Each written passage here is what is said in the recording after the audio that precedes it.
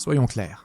En pratique, utiliser le dollar, c'est un peu comme investir dans la domination des États-Unis en lui fournissant des liquidités pour payer son armée, ses fonctionnaires, ses routes, ses ponts, bref, son empire.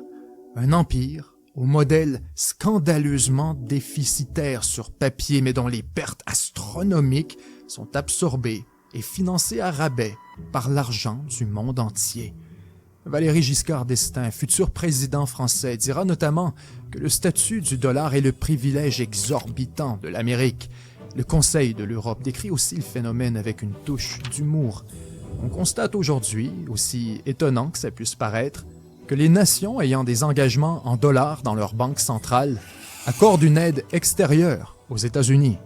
Et si très rapidement les autres pays comprennent que le système favorise grotesquement les États-Unis, à partir des années 60, ils voient très bien que Washington dépense sans limite, créant des quantités massives de dollars qui excèdent largement les réserves en or. C'est la guerre froide, le Vietnam, la course vers l'espace, la Great Society de Lyndon Johnson.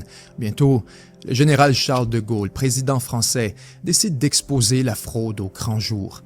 Dans un geste aussi provocateur qu'audacieux, il exige que les dollars détenus par la France soient maintenant convertis en or.